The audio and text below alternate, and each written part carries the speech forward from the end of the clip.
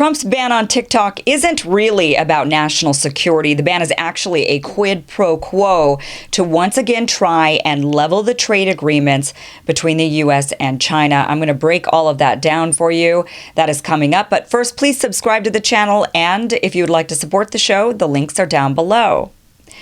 All right, let's go ahead and get started on this. The reality is the ban on social media sites TikTok and social messaging app WeChat are not actually about national security, but are a tit for tat in Trump's trade war with China. It's essentially another lever that Trump is trying to pull in order to get China to cave and become a more open economy. And one question is he justified in this? And we're going to go ahead and get into that here in a little bit. But first, we need to understand some history as to how this escalated to where it is today, where Trump is saying he wants to ban TikTok, he wants to ban WeChat. Now, what he's done with TikTok is he's given them until November 12th to partner with an American company and to transfer their data and whatnot in order to make it more secure for American citizens. He's given them until November 12th to work out a deal. Now, right now in the works, reports are Oracle and Walmart, which is kind of interesting, are looking at potentially buying TikTok. Or investing in TikTok significantly to where it's no longer a national security concern. But it's not really about national security, and we're going to get into that. So the history of this, to understand it, is that back in 2009, China actually banned the U.S.'s largest social media sites, including Facebook, Twitter, and Google in 2009. Now, they said it was for reasons of national security.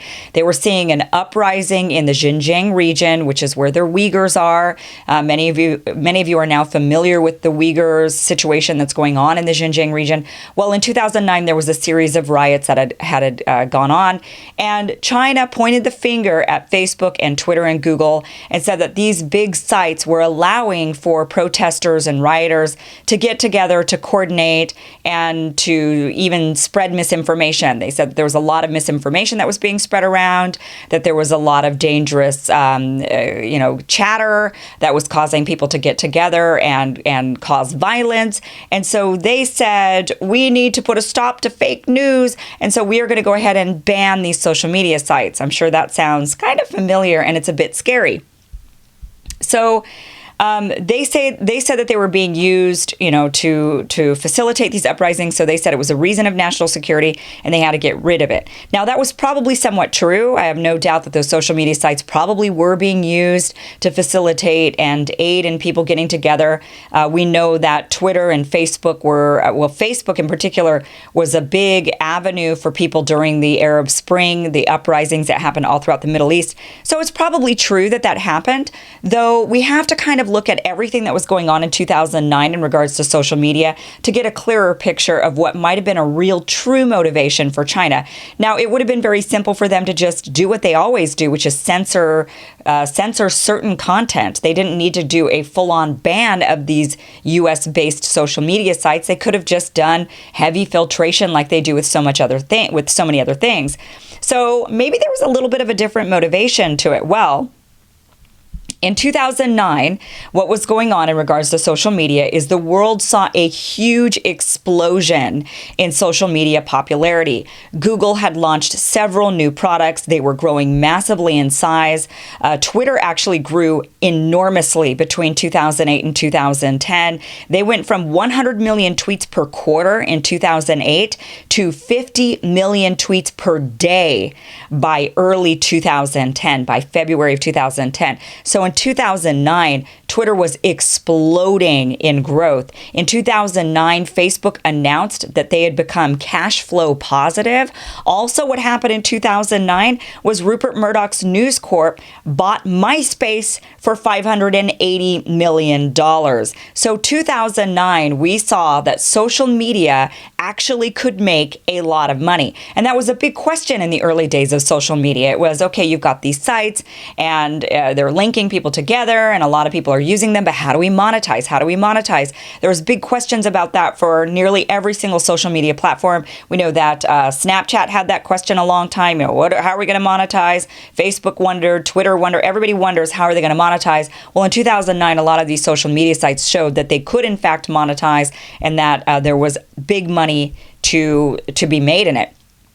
So as soon as China banned these U.S. huge social media sites, what happened was a series of domestic Chinese companies rose up and filled that void. They essentially have a Chinese equivalent for nearly every major social media or just social site that the United States has. For example, they have their own version of Twitter. It's called Sina Weibo. Facebook, they have Renren.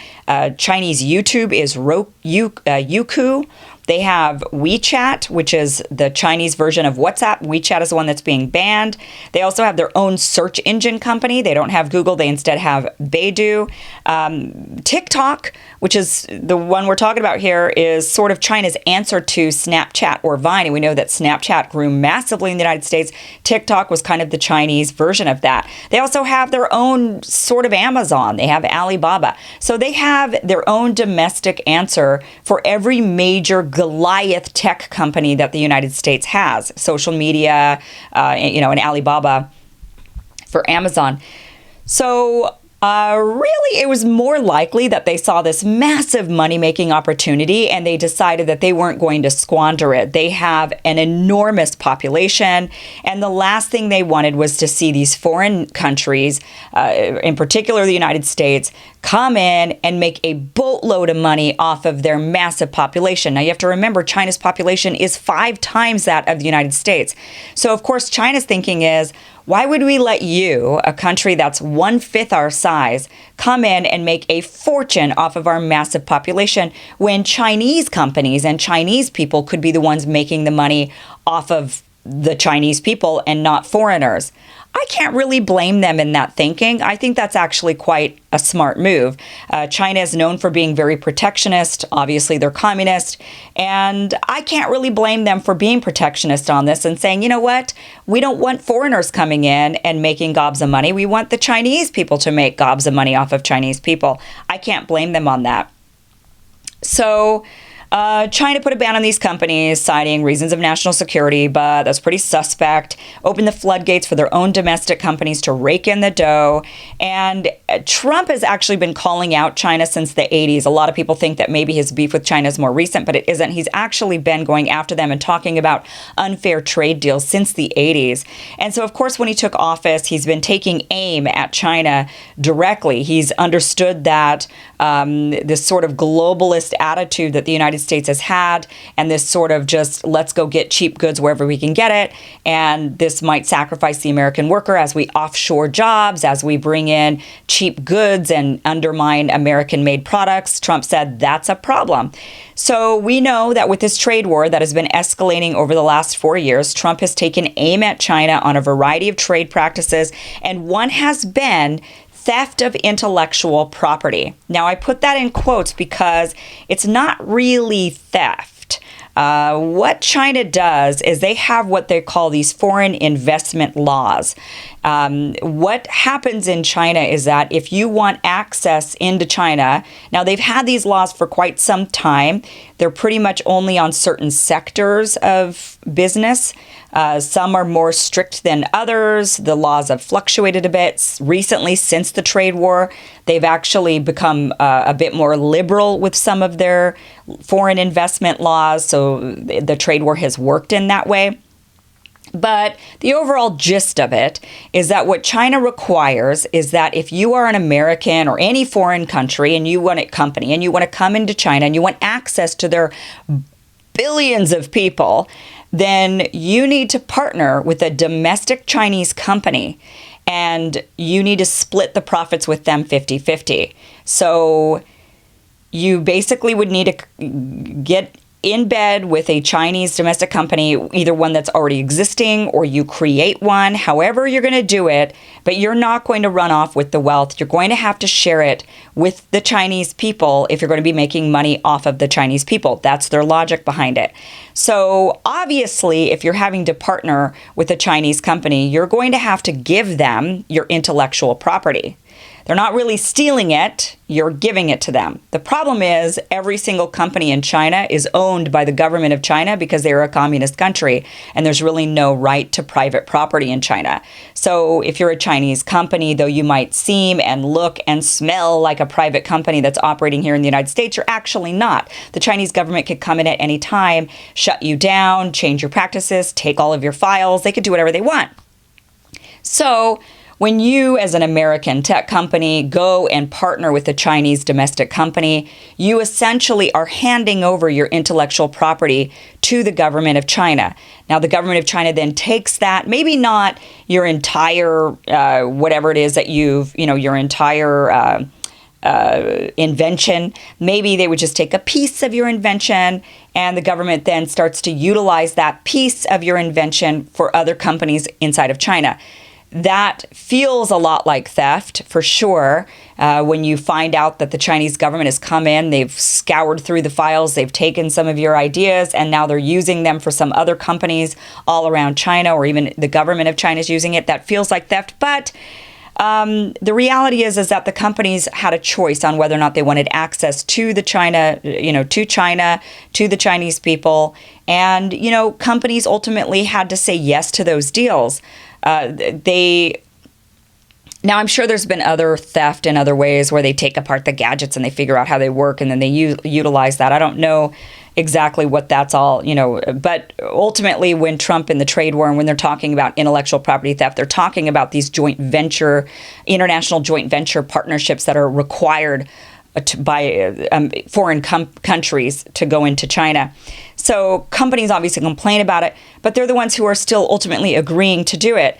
And ultimately it's because, well, they want to make money. They see all of these billions of people. They see a population that's 5 times the size of the United States, and they start salivating over the possibility of the money. Even if they're splitting it 50-50 with a Chinese company, 50% of a massive market is better than 0% of that massive market. So that's sort of the thinking from these business guys. They go in there, they hand over the intellectual property, then they complain about it. And China says, you shouldn't be complaining about this because you agreed to it. You knew the deal when you did it and you walked into it anyway.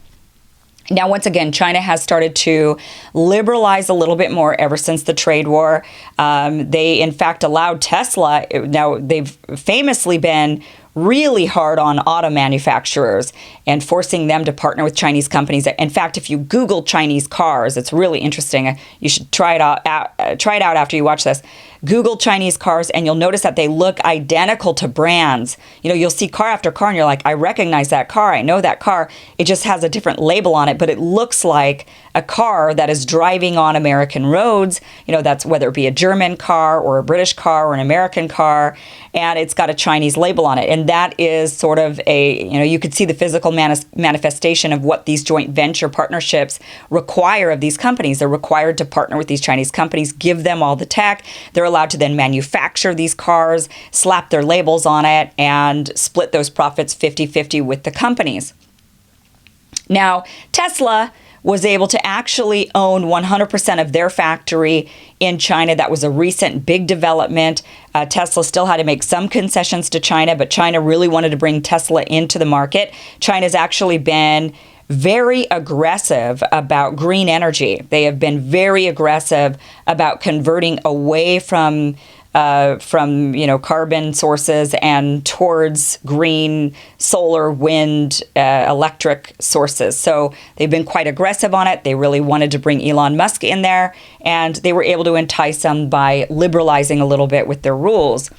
But typically, that's not the case. Typically, a company has to partner, and that has been a huge problem for a lot of people foreigners that feel like it's unfair. What they feel like is, wait a minute, China's allowed to come into the United States, completely free without having to partner with a U.S. company, without having to share revenues with anybody in the U.S., and yet we're not allowed to do the same in China. Now, this has been the beef all along for Trump in the trade war with China. It has always been, we're allowing you to do something, and yet when it's in the reverse, you're not allowing us. So, for example, Chinese investors are allowed to come into the United States and buy gobs and gobs of real estate. Well, guess what? You cannot do that in China. China does not allow foreigners to go in and buy gobs and gobs of real estate. They don't even let you buy a house. A single individual foreigner cannot go into China and buy a house. So, China has all of these very strict, tight controls, protectionist controls, and the United States is a free market capitalist nation. And when you bring these two giant economies together, there's going to be some clashes. One is saying we're protectionist and it's not our fault. You have the rules you have. We're just playing by your own rules. Your rules are it's a free market economy. That means we can come in and buy all your land and invest and buy up your companies. I did an entire segment, I'll link it for you, where I talked about all of that we do need to be very aware of China. This country is, I wouldn't say a threat in the way a lot of people are thinking they're a threat, like they're some sinister nation, but they're a competitor. And we need to be aware of that competition. And I did an entire video on being more aware of that competition coming from China. So really, Trump's beef with them has been, we allow you to come into our market and we allow you to do all of these things and you don't allow the same for us. And he's upset that administration after administration after administration let it slide. So, for example, in 2009, when China went and banned U.S. social media companies, that was under the Obama administration. You know how Trump feels about the Obama administration. So he's pissed off about it and now he's trying to get back at them. He's trying to now say, well, you banned our companies for reasons of national security, so now we're going to ban yours for reasons of national security. So the big question is now, is Trump justified in trying to go after China and trying to get them to change and trying to liberalize them and make them more of a free market economy? I do think he's justified in his feelings. I think he's justified in saying, hey, this is unfair. However, the problem is that the U.S. is such a free market economy that it's difficult to tell China they're behaving in unfair practices when China's just saying, no, you just have certain rules. We're playing by your rules. We have our own rules, and we ask you to play by our rules. We cannot help the fact that our rules are not even. And that is what the U.S. is. The West in general's beef with China is that the rules are not even and they want them to be even. And then China says, we're not going to become a capitalist free market economy. And maybe you guys should become a bit more like us. How about that? So, I doubt China's really saying that in particular. I think they like the setup the way that it is. But the question is this going to work? Is this strategy going to work? Will we see China becoming a more free market, liberalized economy? Or will they remain protectionist and this trade war sort of tit for tat will continue? Now, I don't think we should just give up. I do agree that if China is going to be very protectionist, then perhaps the United States needs to take a second look at our own practices, and maybe we need to become a bit more protectionist. China is very much China first. Maybe the United States needs to be a bit more America first. And so rather than this idea that we're going to liberalize China, maybe we do need to become a bit more protectionist. The problem with that is it's very fundamentally anti-Republican as a sentiment. It's very interesting what Trump is doing because his restrictions on China, his trade wars with China that he's continuing to do, many of Trump's policies are actually quite protectionist and restricted, which is fundamentally against Republicans' free market, laissez-faire capitalism. So it's really interesting to watch this shift happening in the Republican Party. It's equally interesting to see the shift in the Democratic Party where the Democrats are saying, no, we are these liberal, free market globalists. And that is definitely upsetting the working class of America. So point to Trump on this one with protecting the, attempting to protect U.S. companies and attempting to protect the working class in America.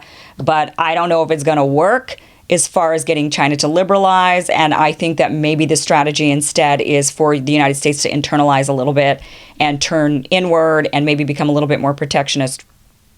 It's a tough one. It's a really tough one on the answer. But I just wanted to break down for you the reality of what this war really is with TikTok and WeChat. It's not really about reasons of national security. Hopefully, I painted the picture that this is just another lever in Trump's trade war. This is just another attempt at trying to get China to liberalize, trying to squeeze them into free market capitalism. And that has been largely what the focus has been in regards to China. Stopping Chinese expansion is a huge one for Trump. I know I've done a couple of videos on that. I've got more to come on his attempts at stopping Chinese world expansion, not world domination, just world expansion through joint partners with various nations. And he is also going after them and trying to squeeze them into more of a free market capitalist economy.